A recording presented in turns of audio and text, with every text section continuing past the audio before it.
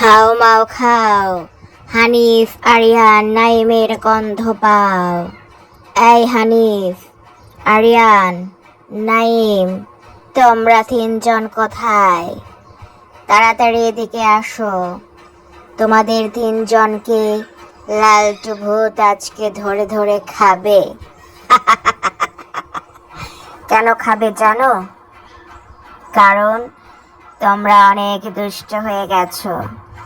তোমরা কারো কথা শোনো না, ঠিক মতো খাও না, ঘুমাও না, পড়তে বসো না, তাই না হানিফ, আরিয়ান, নাইম?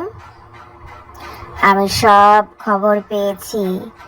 তোমরা তিনজন বাবা মার কোনো কথা শোনো না। পড়তে বসতে যখন বলে তখন তোমরা পড়তে বসো না।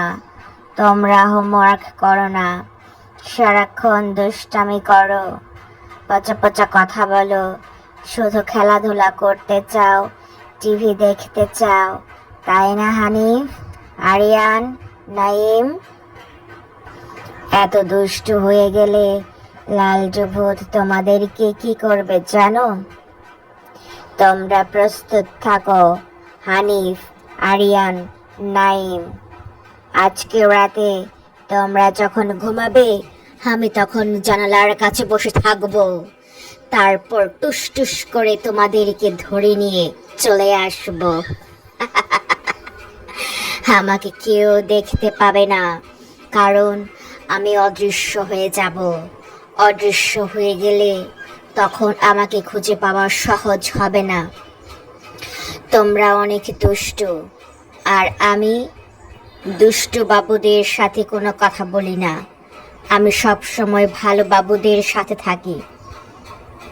তোমরা দুজন যদি ভালো হয়ে যাও তাহলে আমি তোমাদের সাথে থাকবো, আর যদি ভালো না হও তাহলে তোমাদের সাথে থাকবো না।